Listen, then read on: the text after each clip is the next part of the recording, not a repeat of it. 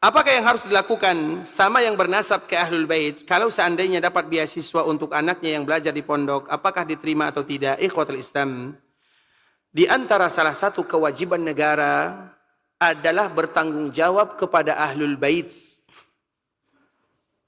Di antara salah satu kewajiban negara adalah bertanggung jawab kepada Ahlul Bait. Makanya untuk menentukan Ahlul Bait itu harus dengan bukti yang otentik. Kalau di sana, karena Ahlul Bait yang paling banyak itu adalah di tempat Ahlul Bait itu berada. Itu kaedahnya. Ahlul Bait yang paling banyak itu adalah di tempat mereka berada. Di mana mereka berada? Di mana mereka wafat? Berarti Ahlul Bait yang paling banyak di mana? Selesai. Di sana mereka berada. Di sana mereka wafat. Di sana mereka punya keturunan. Berarti Ahlul Bait yang paling banyak adalah di kota Madinah. Madinah. Itu kampung halamannya. Di sana mereka meninggal. Dan induk daripada Ahlul Bait itu siapa? Muhammadun sallallahu alaihi wasallam. Dan Nabi sallallahu alaihi wasallam berada di kota Madinah untuk selama-lamanya. Nabi tidak akan pernah keluar dari kota Madinah. Di masa hidup, apalagi setelah wafat. Di masa hidup saja Nabi tak pernah keluar dari Madinah. Kecuali untuk berjihad, beribadah. Pernah tidak kita mendengar Nabi sallallahu alaihi wasallam pergi berjalan-jalan keluar dari Madinah? Tidak pernah. Nabi tinggal di Madinah, dan setelah wafat Nabi akan berada di kota Madinah untuk selama-lamanya. Pernah Nabi datang ke sini? Ke Roja pernah Nabi datang? Terlalu hina orang yang mengatakan demikian. Biasanya ikhwatul Islam, yang didatangi itu, yang datang itu orang mulia, didatangi atau mendatangi? Jawab baik-baik. Orang yang mulia itu biasanya didatangi atau mendatangi? Siapa yang paling mulia? Rasulullah sallallahu alaihi wasallam. Tiba-tiba ada yang mengatakan Nabi ke sini, Nabi yang datang. Bukankah itu penghinaan kepada Nabi sallallahu alaihi wasallam? Menghina Nabi namanya. Kalau kita cinta kepada Nabi, datang ke sana. Bukan Nabi yang disuruh datang ke sini. Kami pernah dulu datang mendengar Nabi datang ke Roja, ya, enggak ya? Atau ke Sumatera? Ada? Ingat itu ikhwatul Islam. Seolah-olah kita mengatakan Nabi sallallahu alaihi wasallam berada di sini, datang ke sini. Nabi datang ke sini, Nabi datang ke sini. Menghina Nabi sallallahu alaihi wasallam dengan cara yang mereka tidak sadar. Menghina Nabi namanya. Apakah sehina itu Nabi sallallahu alaihi wasallam? Sehingga Nabi datang ke sini, datang ke sana, datang ke sini, datang ke sini. Lelah Nabi sallallahu alaihi wasallam.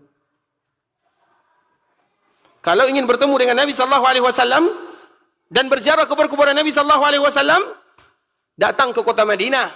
Karena Nabi sallallahu alaihi wasallam pernah mengatakan sebuah kalimat janji Nabi. Kalla wallah, inni abdullahi wa rasuluh, hajartu ilaikum, hajartu ilallahi wa ilaikum, al-mahya mahyakum wal mamatu mamatukum. Apa kata Nabi sallallahu alaihi wasallam kepada penduduk Madinah? Kalla wallah, demi Allah, aku adalah hamba Allah, utusan Allah. Aku hijrah karena Allah, dan hijrah kepada kalian wahai penduduk Madinah.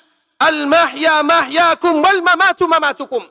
Hidupku hidupku, hidupku adalah hidup kalian, wafatku adalah bersama kalian.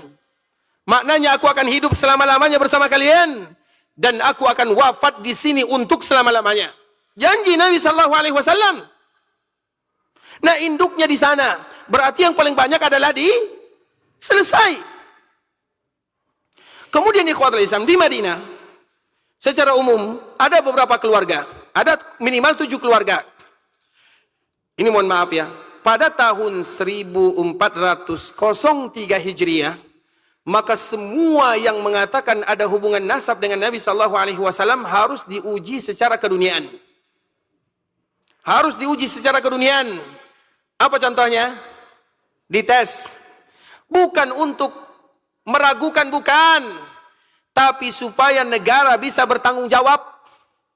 Karena mereka, keluarga Nabi, dimuliakan oleh Allah Azza wa Jal. Wajib bagi kita untuk memuliakan. Dan di antara bentuk kita memuliakan, tidak boleh mereka menerima sedekah. Kalau mereka tak boleh menerima sedekah, kemudian mereka orang yang tidak berpunya, dari mana mereka hidup? Maka negara yang bertanggung jawab. Makanya yang bertanggung jawab itu adalah negara. Sehingga mereka mengatakan, siapapun yang keluarga Nabi, supaya kami bisa memuliakan, supaya kita kaum muslimin bisa memuliakan Nabi sallallahu alaihi wasallam. Karena dikala kita memuliakan keturunan Nabi, seolah kita memuliakan Nabi. Tapi otomatis ada kerjasama. Kalau ada buktinya yang jelas, selesai. Kalau tidak mau, juga tidak masalah. Tapi supaya nanti kita mudah bertanggung jawab kepada keluarga Nabi Sallallahu Alaihi Wasallam. Makanya dari jalur Hasan yang paling banyak itu di kota Madinah, dan dari jalur Husain yang paling banyak itu di kota Taif. Jelas ya?